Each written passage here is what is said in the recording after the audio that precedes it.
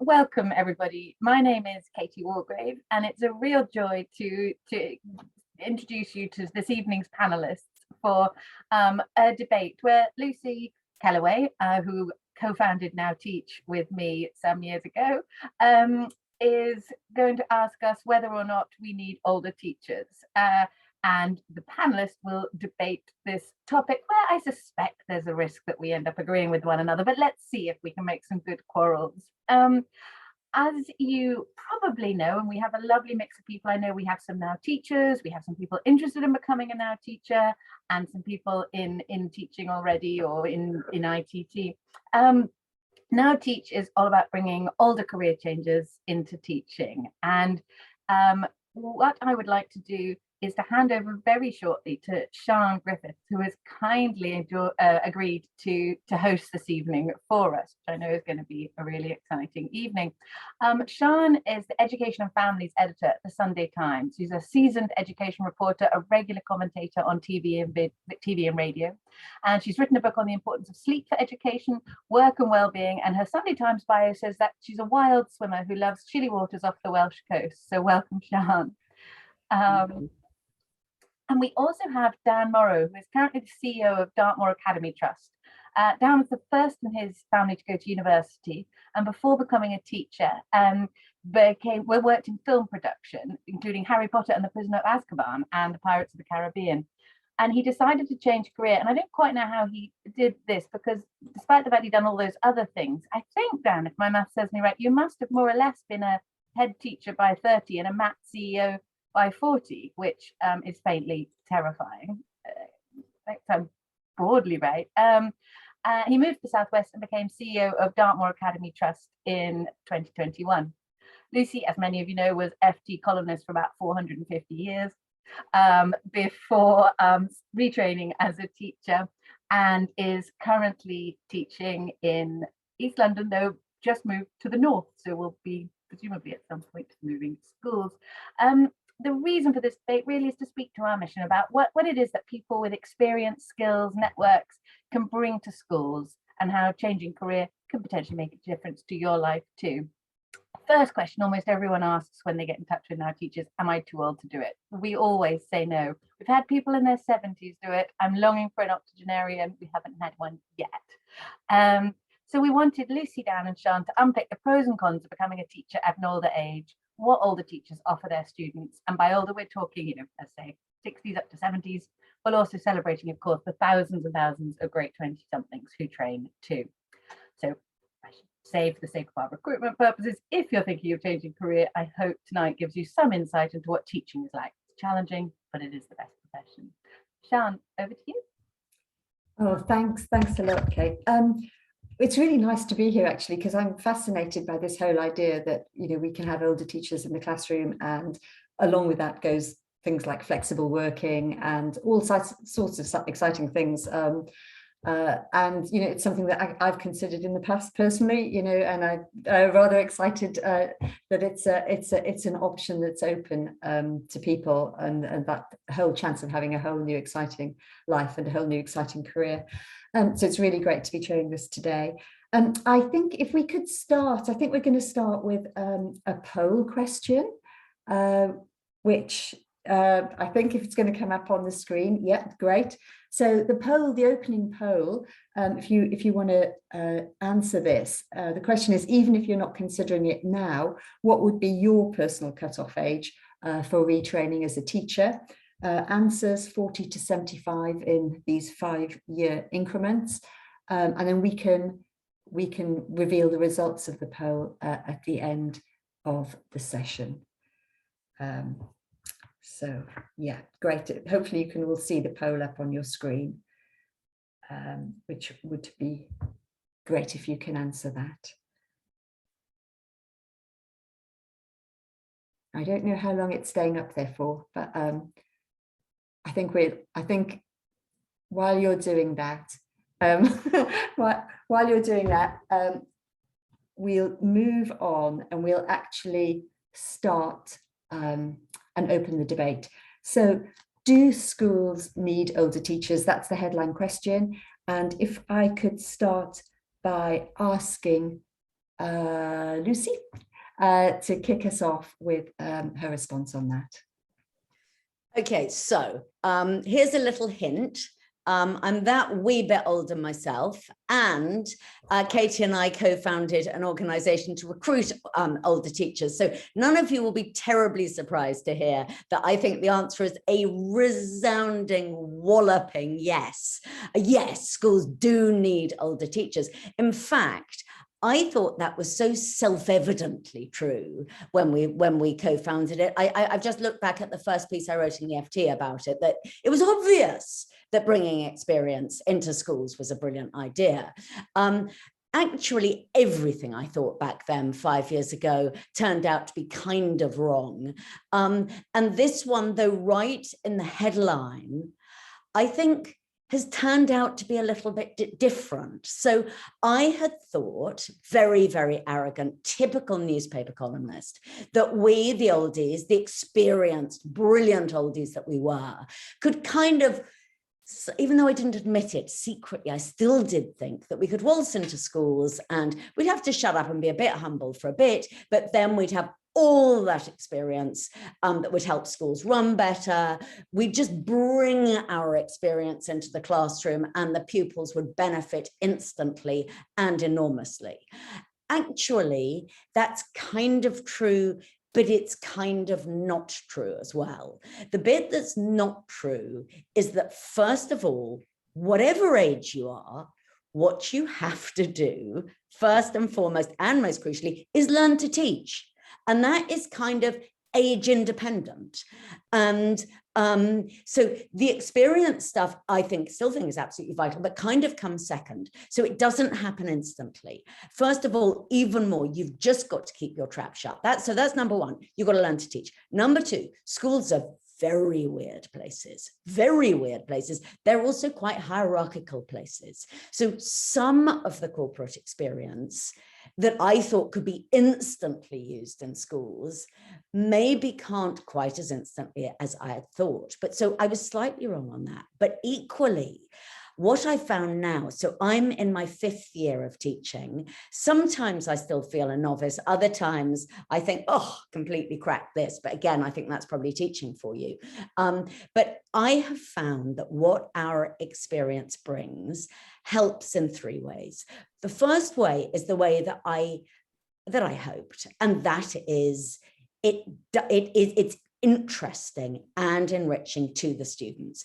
Education is about students, that's what it is. Everything else is an add-on. And as if to prove it, I was teaching what we call a twilight lesson today after school. So this is hot off the press.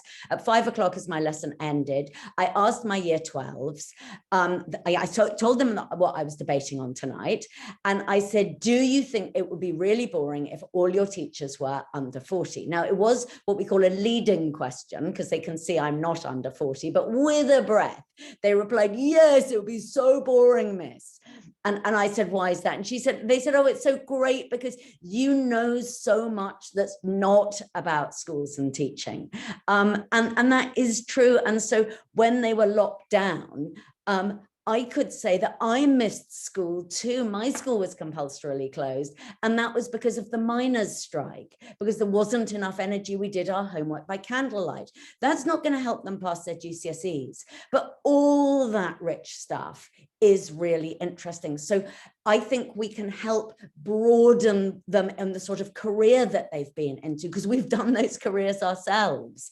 So our teaching is richer, our knowledge of careers and all of that is broader. So I think there is a direct and super positive effect that we have on the students, but they're only one constituency that also, and this I just hadn't expected at all, we can have a really positive effect on our young colleagues. And I think my young colleagues do find me a bit of a pain, but in the funniest possible way. And boy, am I helpful. So I'm helping them apply for their mortgages. Even more important, I'm helping them manage their workload. Because I, as a journalist, as a last minute person, really know how to prioritize. So the ones who are still working, who are in there at 7:30 in the morning, are still working at 5:30. I'm this sort of weird new shop steward. And I say, go home. You've done enough. No, you don't need to market that carefully. For God's sake, that's a complete waste of time. Just go, look at me, whiz, whiz, whiz, whiz, whiz. Yes, fine, eyeball it. Yeah, that's, I don't know, that's 16 out of 25, and whole class feedback will do that. So I am really trying to help them manage their time better. The third and possibly least important group, who I think we're quite nifty with, are the parents, especially those of us who have seen their own kids through education. I have 4 children. I have sat at the other side of the table for a total of something completely astonishing, like 20 years, as they all went through their education. Some of my kids did absolutely no work at all. I know what it's like to receive a bollocking from teachers. So I think that means that I give more targeted bollockings myself, and that I'm more sympathetic to the parents. It's really hard to make your kids work. So anyway, have I rattled on for long enough, or do we want more? Do I need to now let Dan get a word in edgeways? Perhaps I do. Oh, but could I just say one last thing before I stop, which is that in the briefing note that I was sent for this, there was something that made my blood boil so badly about energy levels, and this idea that older teachers don't have the energy. Sian, can I bang on about that now, or should we say? You can bang on about that now. Okay, fine. Okay, so when Katie and I went to see one of the first head teachers who we introduced ourselves to, this was, we hadn't even launched, but we were thinking about it. He kind of said, teaching is he said, yeah, it's a great idea, patronizing. He was probably about, I don't know, late 30s. He said, yeah, it's a great idea, but teaching is very tiring. I mean, people in their early 20s, they can hardly manage it. So I really don't see how people in their 50s will manage it. Anyway, the outrageously illegal ageism of that. At the time, I think I simpered politely, but my God, I wish I could roll the clock back and give him what for. Actually, what I see, teaching is knackering. It's knackering at 22. It's knackering at 32. It's knackering at 42, etc., etc.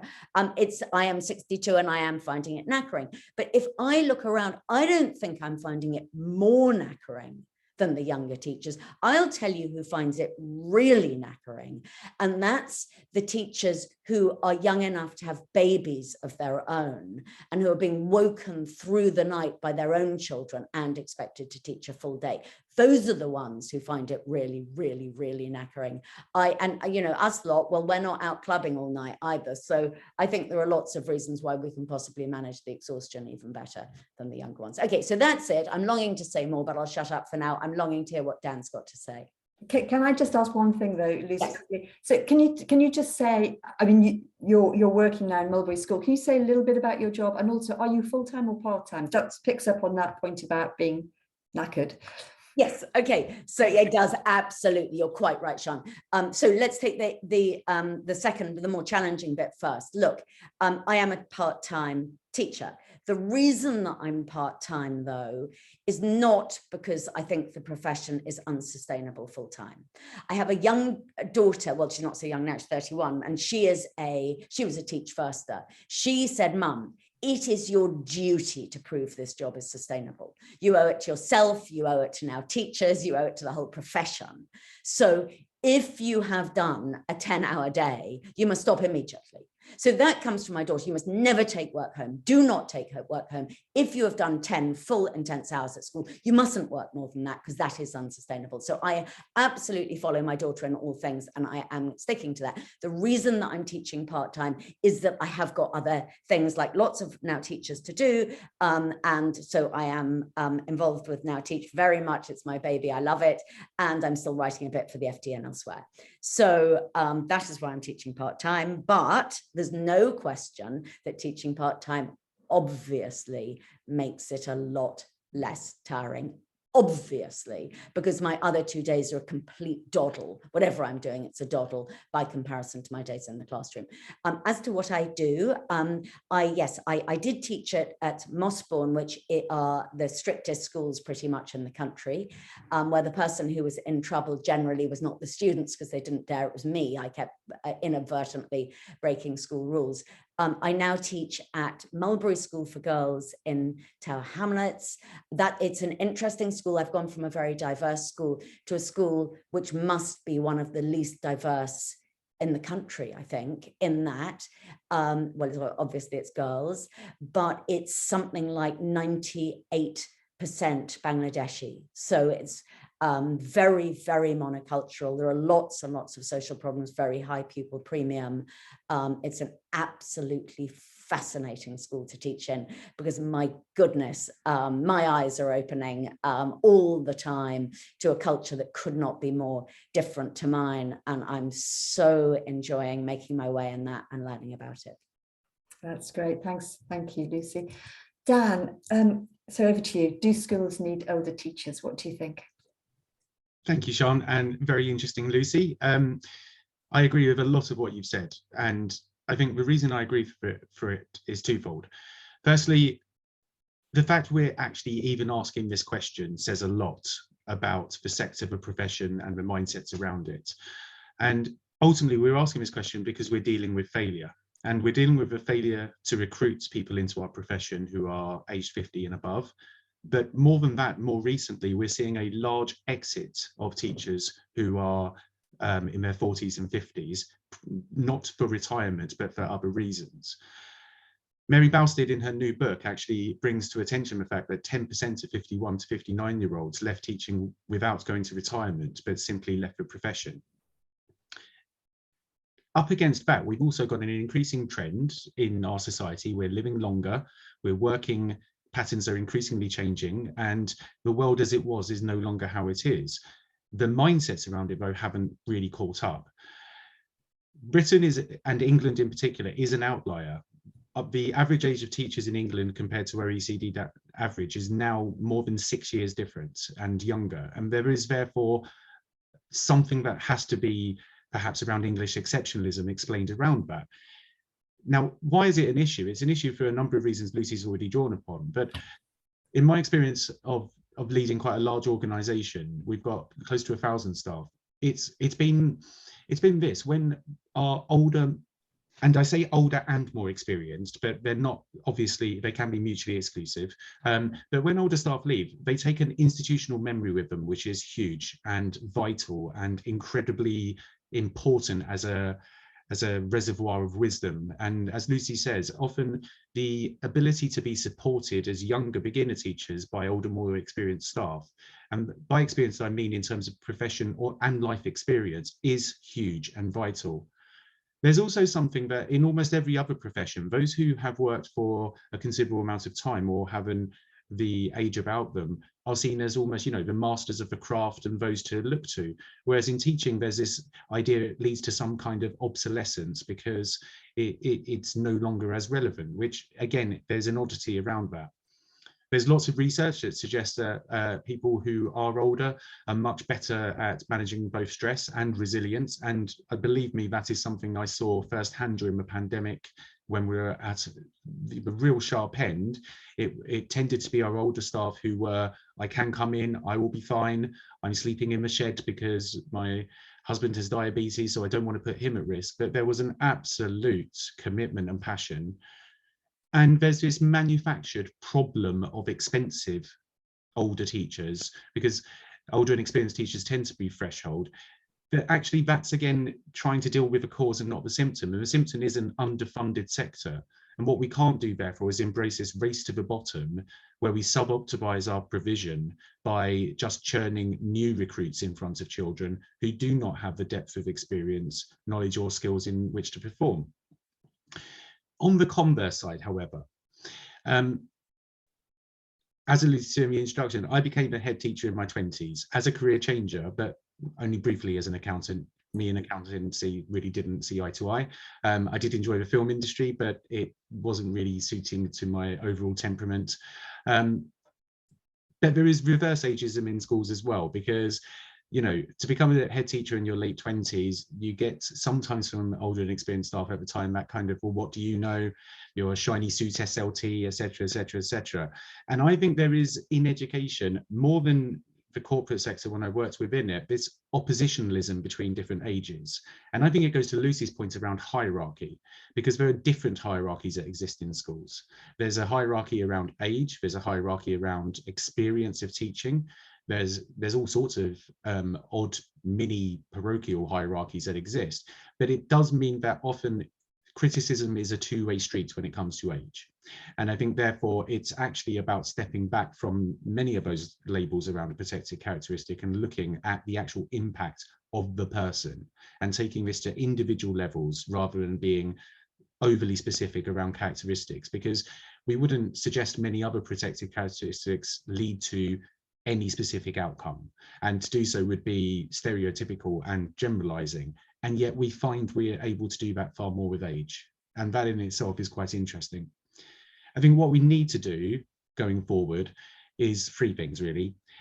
Firstly, we do need funding in the sector in order to ensure that that economic argument can hold no water, but ever thus. Secondly, I do think there needs to be a change of culture within the profession. It was interesting, I looked at my own trust and we are actually quite significantly higher in our average age profile, but we've also spent a considerable amount of time, focus and effort on flexible working. And what's also very interesting is around the fact that we've got a very large staff complement who are over the age of 50, and 70% of them do work part-time. And I think having that flexibility in the way we operate as employers is vital, because it's about the balance of meeting individual people's needs in their lives as well as their professional impact. And far too often it's sort of, well, if you're not full-time, or if you're not doing this, or if you're not doing that. So there's a removal of barriers around culture. And I think thirdly, there should be some incentives to stay within the job and stay within the role, because actually, if our teachers do stay as classroom practitioners, there is a very clear ceiling on salary and terms and conditions. And again, especially for some of our older female members of staff, they've somewhat been robbed in the pension stakes as it is. And therefore, there's something to be said for looking at the entire provision we put across. But I would make this point. Age is one of the protected characteristics, but there's often a lot of intersectionality around this. And so what I mean by that is it tends to be our older female employees who I think are more othered in the sector. And again, we do look to the fact that there is a significant issue, I think, around the way we recruit and the way we look at certain packs. Now, there is a lot that is good about recruiting new beginner teachers who are sort of fresh out of university, the teach firsters and others in various organizations, because they bring some superb knowledge, skills and understanding. But they are part of the spectrum. And I think the glory of education is always going to be based in diversity. And it's about the diversity of experience, and it's the breadth and range of experiences that children have. So in my view, do we need older teachers in schools? We absolutely do, as part of the rainbow, if you like, of provision. But just as much do we need younger teachers, just as much do we need some leaders who are older, some leaders who are younger. And I think we need to stop labeling anyone based on any form of characteristic and look instead to the service they give as public servants and those with duty to their communities and the children we serve. Can I weigh in here, Sian? Is that allowed? Yes, of course. Okay, so Dan, in a way, massive thank you for speaking up our cause so much when I thought you and I were going to have a punch up. So that's a little bit disappointing on the punch up front, but I do agree with almost everything you say. But just one thing occurred to me as you were talking. There are two different sorts of older teacher. There's the older teacher who's been a teacher all their lives, and then there's the career changer older teacher. And I think they're in very, very different groups. Yes, and what I have noticed is that, so if you're talking about the career change, sorry, the career teacher who's done nothing else and is now approaching what might be a normal retirement age, I think the great thing about them is what you talk about. They've got the institutional memory, and that is wonderful to have taught somebody's parents even, but the danger there is the same as the danger in all other professions with people who are utterly burnt out. Yeah. They've been doing it too long. They've seen too many different fads coming and going, and they're very understandable. Been through all of this before. So I have seen teachers who are really counting down till retirement, and that actually is a problem for the students, because if you're counting down to retirement, even if very understandably, you're not giving your absolute heart and soul to it, which you can't be a good teacher unless you're doing that in every single lesson. And so what I see there is absolutely not to criticize those teachers. I would be identical in their position. It's to criticize the whole way as a society that we work and that we look at longer careers. So Dan, absolutely right to start this by talking about the fact that we all live longer. So the thing, you know, Sian, you've said that you're scratching your head and you've been a journalist for ages just as me, and you kind of, I'm not for a moment suggesting that you're burnt out or anywhere near, but I was burnt out, and nobody is saying, what do you do next? And so now teachers answering that in a tiny little way. But what Katie and I always wanted to see were all of these other schemes, and Katie's actually working on some of them right now, but to encourage people to change at a later stage, so that then you've got this double benefit. You've got the experience, not necessarily experience of school, but because the kids already know about school, they need experience from outside school, from the world outside. But you've also got the huge enthusiasm that comes from being very new to the profession. So I think that they're two very, very different groups. If I may briefly come back on that, you're right. What I think is interesting about it, though, is twofold, actually. Firstly, anyone who's counting down to 55, and again, it's not about a blame issue, but it is about an issue of what does that say about the working conditions and the overall expectations, as you're rightly alluding to.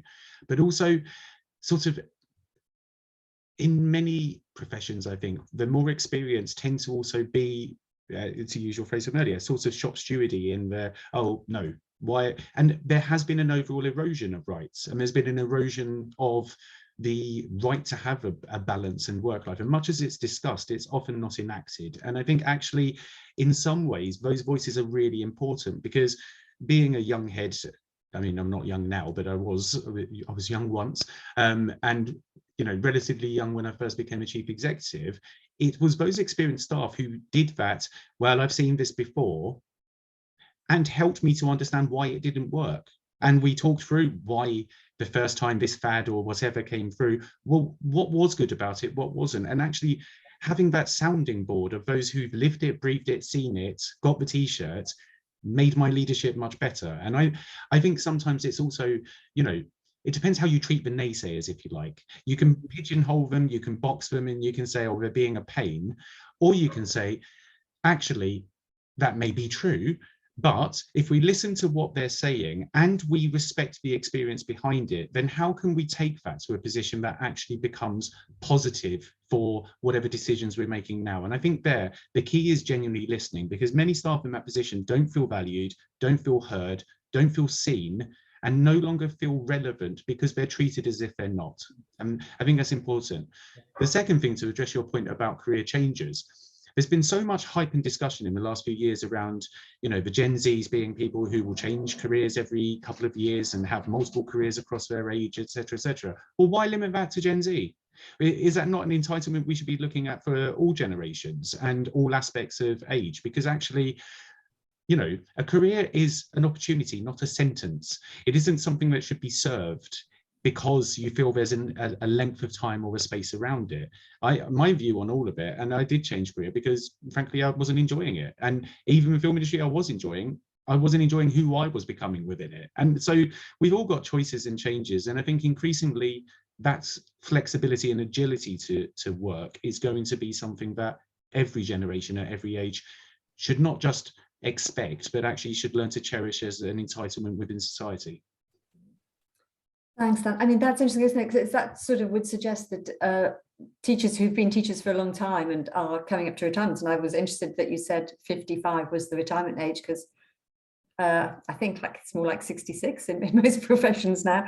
That suggests that if you offered them other options, like maybe going part-time or something, that they might want to stay and that they might have, you know, more enthusiasm again for the job. It's a shame maybe that, yeah. To be clear on retirement, so the last generation of those who can retire at 55 is just coming to pass. But the retirement age has, well, it's been kicked longer and longer into the grass, as it were, which again is no bad thing, because in some ways, when there was compulsory retirement aspects of the Burgundy Book, it was almost like, you know, here's the end line and now it's defunct. Whereas if we look at the average age of, say, for example, the House of Lords, it's quite a different proposition. So what's good for the goose should be good for the gander. Or the head of an Oxford college, I think that's 70 plus. But okay, well, let's look at the other end of the spectrum then. What about, is it a risk if you have a school where all the teachers are, say, under the age of 40? I mean, is that a problem? We've been talking a lot about having more older teachers, more career changers, but what about a school where everybody's like a teach firster or just a little bit older than a teach firster? Lucy, do you want to take that first? Yeah, very happy to, because I worked there. I mean, I spent 3 years of my life in a school like that, where it was the school that Dan was talking about with the race to the bottom, where it was almost a policy. They didn't care if people left, as they did, because they were burnt out after sort of 4 or 5 years, because then you get the young teach firsters in and they're very, very cheap. I was the oldest person in the school by 2 decades, the next youngest person being the head teacher. So it was a very weird setup.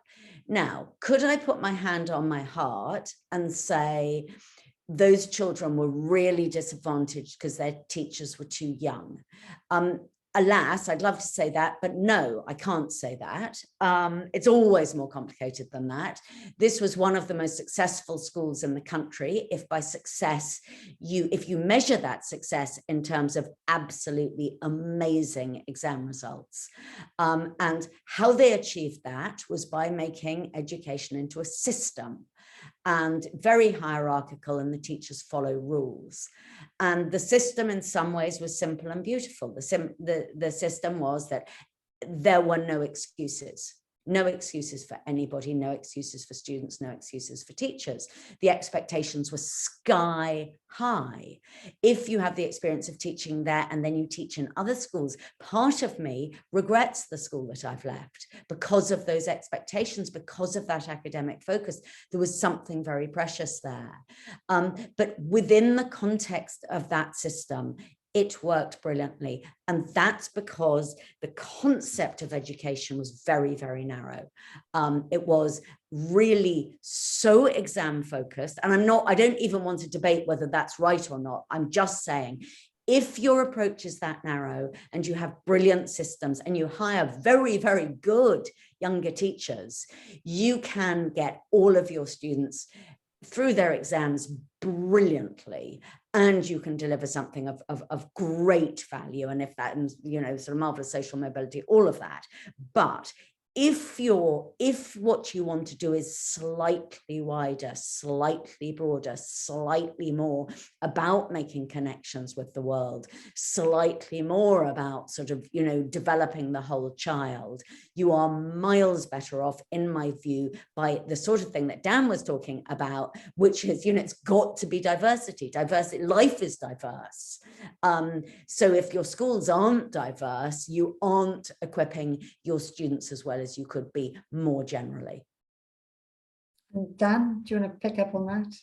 Yeah, I think it's exactly that point.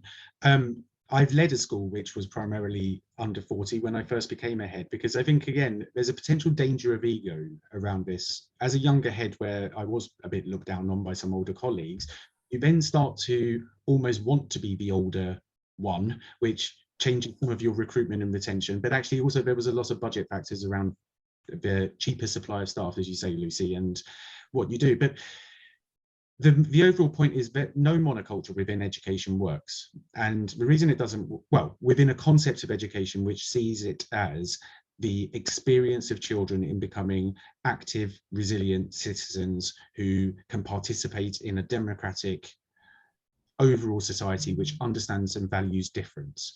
And the issue with having for example, a school with just teachers under 40, is it then sort of only exposes children to part of the rainbow, part of a prism, part of a spectrum. And that in itself is limited and limiting.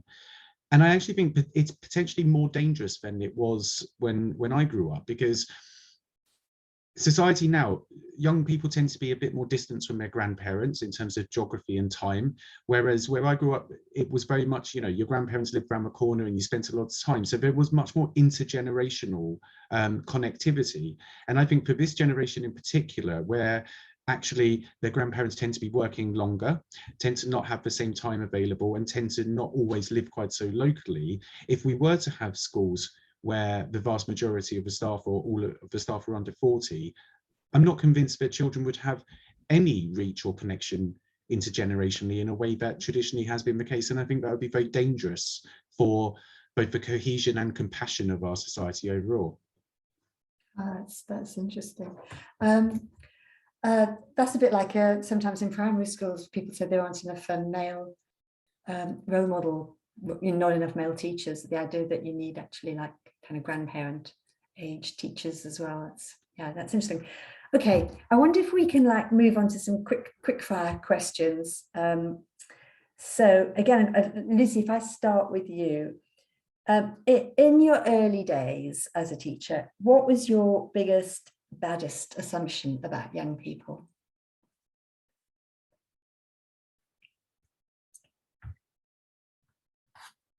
Perhaps you didn't have any.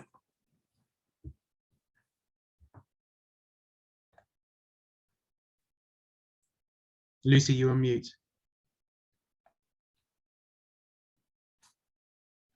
I wasn't saying anything worth listening to, so maybe my computer was doing my job for me. Look, I didn't think I had any assumptions about young people particularly, except that they were young, and I like young people. Is that a really stupid thing to say? If we're meant to be age neutral, maybe it makes no sense to say I like young people because they're just people, but of a younger age. But actually, I don't think that that's nonsensical. I thought I liked them. I bet an entire career and starting up a new movement and now teach based on the assumption that I liked young people. And I found, thank goodness, I really, really do. They are at the start of their lives. They're funny and they're optimistic, so they're blinking great. I didn't have any bad assumptions about them that proved wrong, so sorry about that. And you didn't think they were going to be more tech savvy than you? You were a bit worried about that, no? That they were going to be more what? Technologically savvy than you. Well, they are more tech savvy than me. So I mean, that was another true assumption that I made, and I'm so thrilled they're more tech savvy than me because they help me out all the time with my tech. But actually, if we're talking about ageism and age bias, I'm really trying not to play the, oh, I'm so old, I can't do technology card, because I think that is really not helpful to anyone, particularly to me. Instead, I say that I spent a lot of my life as a writer. I'm not very interested in technology, and it normally does more or less enable me to do my job. Great. Dan, what about you? Did you have any big bad assumptions about young people? Yes, probably. And just going back to one point, on the technology issue, our 25-year-old teachers are out of date technologically with the children in schools. The generalization of change and churn in technology means, quite frankly, the 18-year-olds are out of sync with the 12-year-olds. It really is that rapid. My assumption was this, because I came into teaching in my mid-20s, and because I saw myself as relatively young, my big assumption was that I was still down with the kids, that somehow because I'd worked in the film industry and I'd come from a disadvantaged background, and I've lived in some quite interesting areas of London, that I would therefore totally understand their experience. And I think that was knocked out of me very quickly, and rightly, because that's what really showed me the importance of diversity and the importance of having people from different backgrounds in all sorts of ways. So the fact that I'm from an underprivileged background, I think, was really helpful, but it didn't mean that I understood the experience of every underprivileged child. And that was one of the assumptions I sort of had, that because I had this working class chip on my shoulder and single parent family, mum a cleaner, etc., but suddenly any child who was from a disadvantaged background, I got them. no, I got me. And that can help me to connect to them. But that was my worst assumption, thinking that my experiences were replicable and therefore relatable. And I think I misunderstood the difference between being able to understand and being able to empathize and being able to put yourself in shoes, but not needing necessarily to use every negative experience in my life as if that were a connector with children, which actually ends up being a bit manipulative by an adult as opposed to open and honest. Okay, thanks, Dan. What about your worst classroom gaffe? Your biggest mistake in the classroom, Lucy? Oh, well, I made some horrible ones in the early days along racial lines.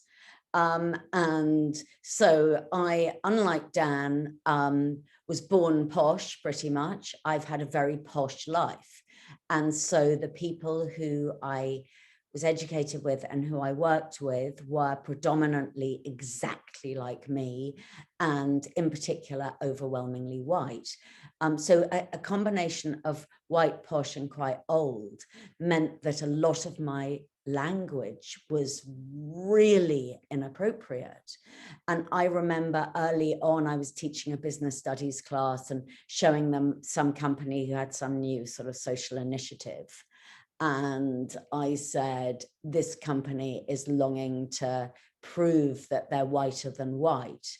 And the predominantly Black students in my class, I mean, it came out, it didn't occur to me that there was anything that was a Purcell or something. It was a soap ad from from my childhood. To me, the phrase had no racial overtones at all, but there was this kind of from the class. And I just thought, oh, okay, this is much more complicated than I had thought. I am a sort of innocent kind of thrashing around in this. And I did just think, right, what do I do?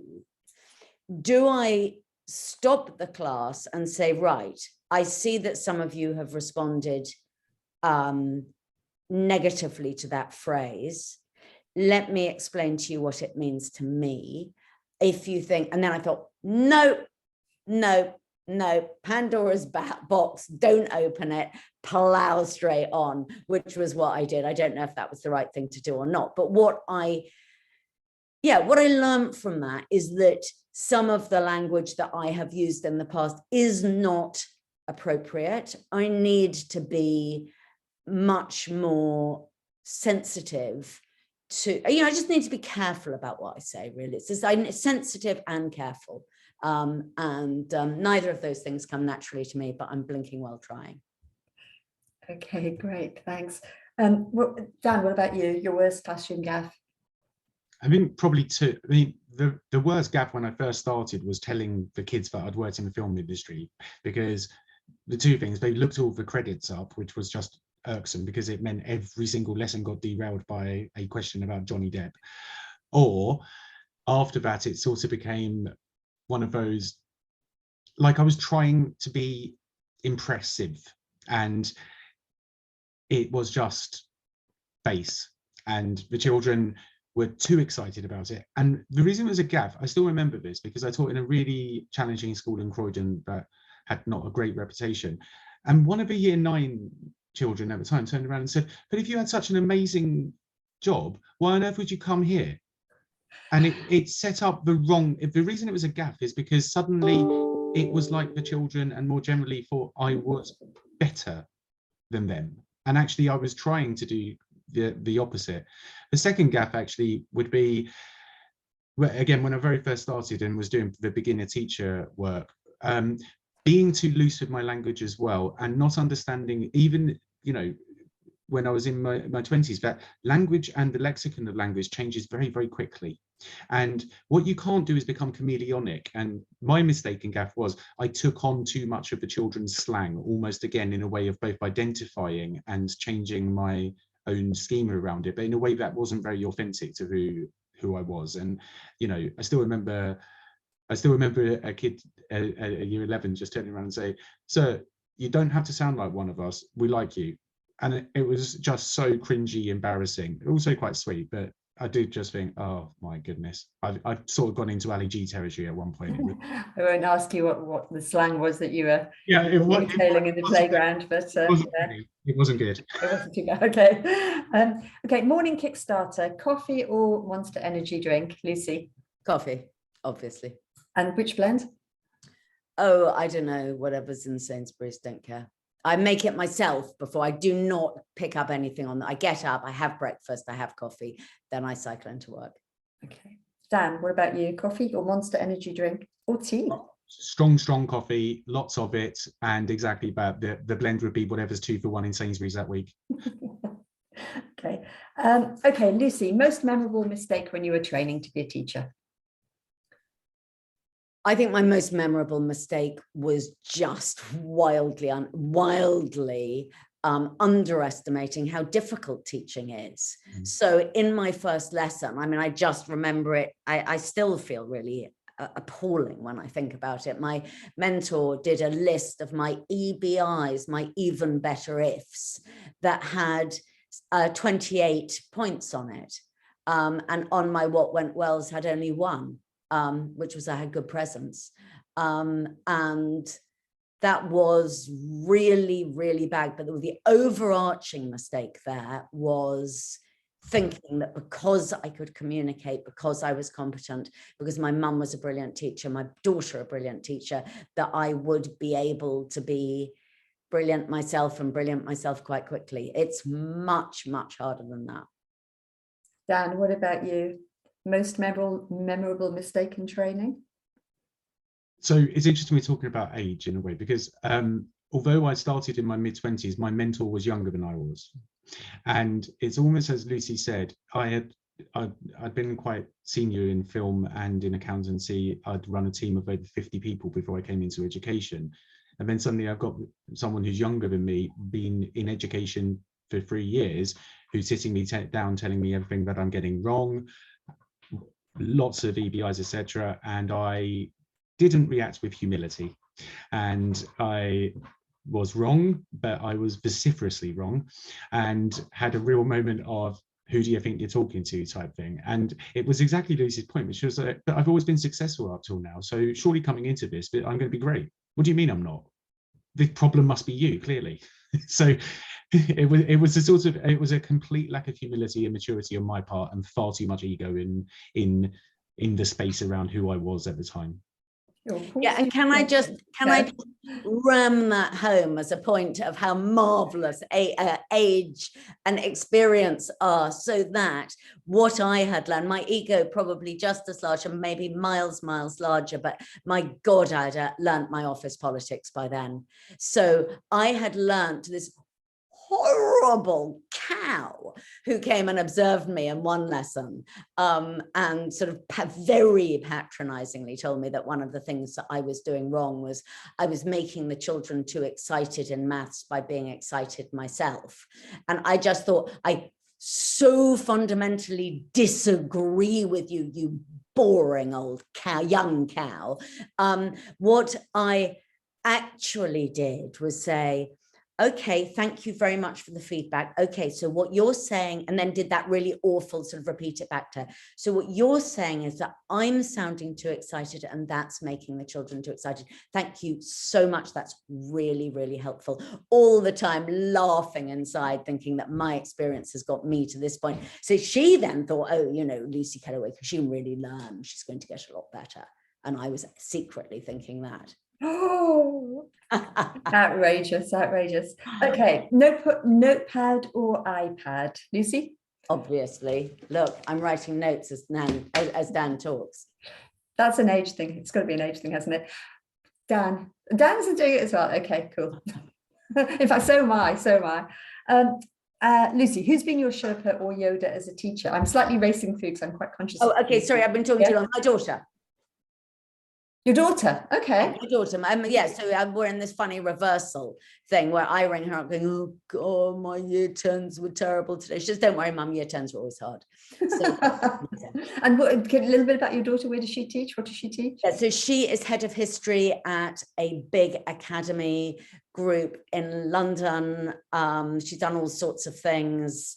She is absolutely inspirational. And my dream actually is for her to start a school and be head of the school, and I'll be one of her very, very loyal junior members of staff. Oh, look forward to that. Okay, Dan, what about you? Who's been your Sherpa or Yoda as a teacher?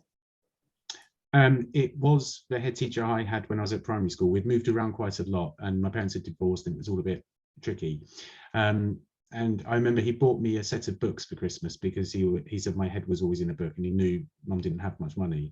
And I kept in touch and did my work experience when I was in secondary at the school, and always visited. And when I became a head teacher, he came and visited the school and walked around with me and brought me a lovely bottle of wine, actually. And we're still in touch now. And so that's really nice. What were the books he bought you? He bought me the C.S. Lewis, the set of the books, which I loved at the time. I've got a few issues with them now, but that's a different discussion. But he was just wonderful. And the other thing they used to do then, the teachers all used to go in on a Saturday morning to do planning in the primary. It was in a very disadvantaged area. And he used to have me go in on a Saturday to help, but he knew it's because Mum was working, and it was just a really sympathetic and kind act, and one I've never forgotten. Oh, that's very nice. And was he older or younger? Older. Older, okay. Lucy, best thing a student has said to you? Oh, best thing a student has said to me. So it was in my training year, and it wasn't actually to me, it was about me. It was about me. I hope that will do. It was in my second training school, and I was really having difficulty controlling a particular class. And one girl who just was so mean to me. And she said, miss, we could learn this much better watching a video. And she was always saying things like that in front of the class. But apparently when I left and they got their regular teacher back, she went, yeah, it's Kellaway. Yeah, she's all right. So that is the best thing ever, ever, ever. So, yeah, let's not go overboard. Hey? Okay, how about you? It's all right. Yeah, exactly. Dan, what about you? Best thing a student said to you? Worst thing a student said to you? Well, both. Yeah, both. Yeah. They're both the same, to be honest. I've done a lot of work in safeguarding as designated safeguarding lead, and often when children tell you things which are really horrific, and the worst things they've ever said to me have never been about me, it's been about their lives and experiences. But the best thing is the most edifying thing, I suppose, is when they start with, you're the only person in the world I feel safe to say this to, because you feel the privilege and responsibility, but also that's one person they have got to speak to. So the best thing is knowing that the children feel the sense of connection and the trust, but also that whatever's going to happen as a result of a conversation will make them more safe. Okay, thank you. And actually, Lucy, I didn't ask you, but what's the worst thing a student said to you? The worst thing that they've said to me, I don't like economics. That's okay, right. I've got off lightly, because the actual worst bit was, there's a film called Flushed Away, and a lot of the kids when I first started compared me to a rat from it, and I actually had to sit and watch it before I realised, firstly, it's because my ears stick out, but secondly, he's quite a sweet character, so I was okay in the end. But when we go, you look like the rat from Flushed Away, it's like, what are you talking about? What do you mean I look like a rat? The personal comments I think are funny. I like them. I like them.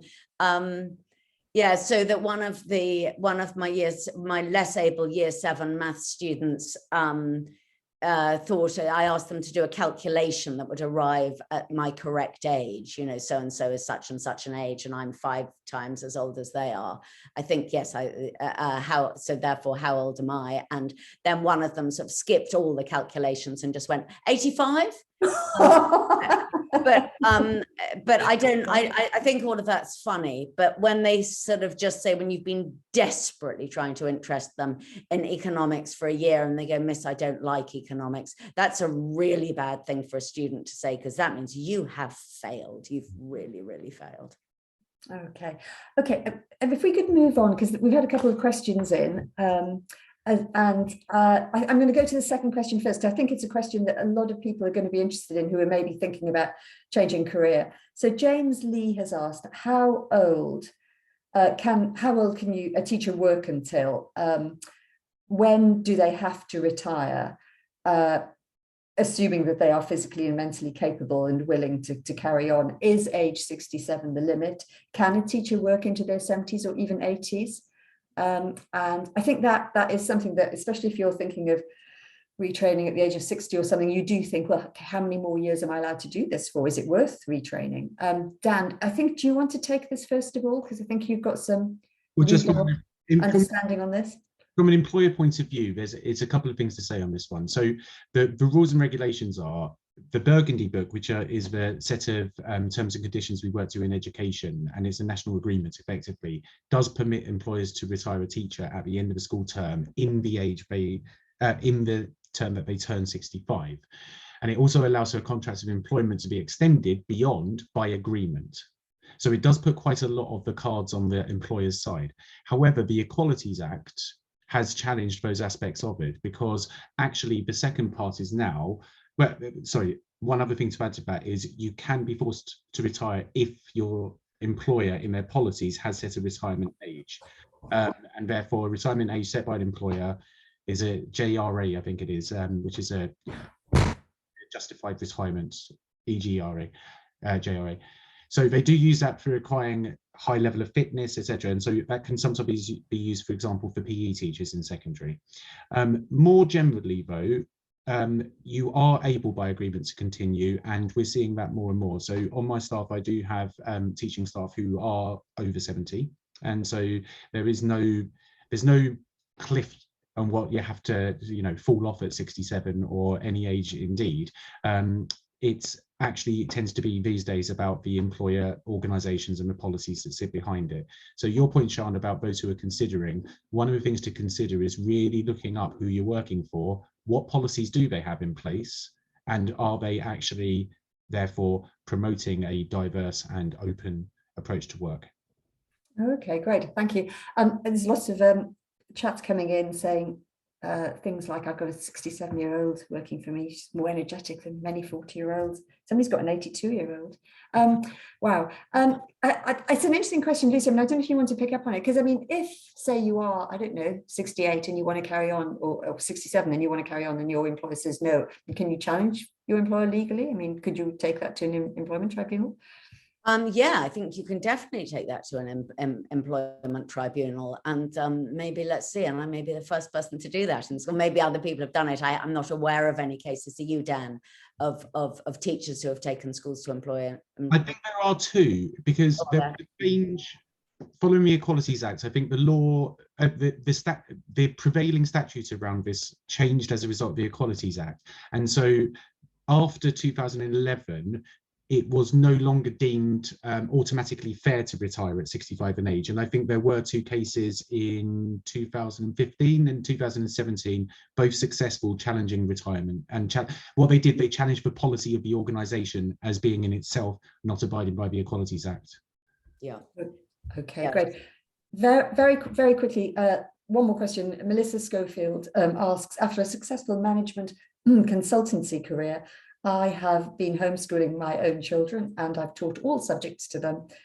Do these experiences count at all? Yes, but they count in the sense that any experience outside of what you might call traditional classroom education is valuable and it's important. And so actually we had someone who had homeschooled children, this was a couple of years ago, for 14 years, was incredibly proficient across the piece. So we did start them, and we started them higher on the scale as a result of their other experience. So I think it is that we did also ask that they were assessed in those subjects and areas for proficiency in order to go beyond their sort of anecdote, if you like, of experience, which is important, and validate it in some way. Great. Lucy? Yeah, what I'd say is, first of all, if you've loved teaching your children, you are actually doing the material, the curriculum material that they brought home from school. So if you love that, then that's fantastic. And secondly, if you can teach your own children, you can teach anybody. They're completely different things. Teaching your own children is sheer living hell. I used to make my children cry regularly when they were doing their maths. As a maths teacher, I don't think I made a student cry once. So if you Not in front of you anyway, Lucy. not in front of me, no. Well, Lucy, in I was fairness, quite patient. I never made mine cry. They're both at uni now, but they did make me cry a few times. Oh, exactly. Yeah, mine would reduce me to an absolutely out of control screaming harridan. And on the whole, in school, I do manage to keep my cool. So yeah, respect, Melissa. Come on in, join Now Teach. You'll be amazing. Okay, really quickly, can you sum up in like 2 sentences your positions? Okay, my position is that I think older teachers are really great. They have loads to offer. I don't think that every teacher in schools should be my age. I think there should be a great diversity, but I think schools that ignore older teachers, especially career-changing older teachers, do so at a loss to their own organizations and, most important, to their students. Great. Dan? Yeah, for me, I've seen some absolutely incredible older teachers, and I've seen some truly awful ones, because older people are people, and as human beings you see the good, the bad and the ugly, and to try to decide anything based on any kind of characteristic is barking up the wrong tree, in my opinion. And therefore, do we need older teachers in school? Absolutely. Do we need the right ones? Without a doubt. Thank you. And then if we could just maybe reopen the poll so we could just get the final vote, and then I'm going to hand back to Katie. The final vote on the poll, is that going to come up? So just to remind you, the poll was, even if you're not considering it now, what would be your personal cutoff age for retiring as a teacher? Thank you, Maria. I don't know what the result was. We'll see if we can get the results at the end of this and certainly send it out. Otherwise, I just wanted to step in and give my huge thanks, Sian, to you for your superb chairing and of these, you know, to chair Lucy doing anything is a tough gig. So thank you very much, and for bringing us all here together. And Dan, I feel you were set up rather to be the bad guy in a debate where you were absolutely not the bad guy, and you did a beautiful job of both giving us some food for thought, but also ultimately, as we suspected, perhaps fundamentally agreeing with Lucy on her main point. I think really, like all good debate topics, it wasn't so ever about the debate, but it's given us a beautiful way in to learning both more about your careers, both of you, and schools in general. And there's some fascinating pieces. You know, I was really interested, Dan, what you were saying, but maybe schools are more sort of stratified generationally than other professions. It'd be really interesting to see what Now Teachers in particular make of that, and whether we're getting more distant in time and place from our grandparents, and therefore ever more important to have intergenerational role models and older people teaching in schools. And Lucy, I'm so glad you're not doing too much of the I'm too old, because one of my pet hates is ageist attitudes in young people actually mean that we end up living, if we have old ageist attitudes, we live less long and less healthily. So important to be that we don't sort of keep those stereotypes going. And of course, ultimately, this is all about diversity, and I'm so glad that both of you are teaching our children. Thank you so much. Thank you for everyone who attended and for hanging on until the end. Apologies for running over slightly. And Sian, thank you so much for hosting. Thanks very much. If you're on social media, do ask us any questions. Otherwise, get in touch. We hope you might think about joining the teaching profession.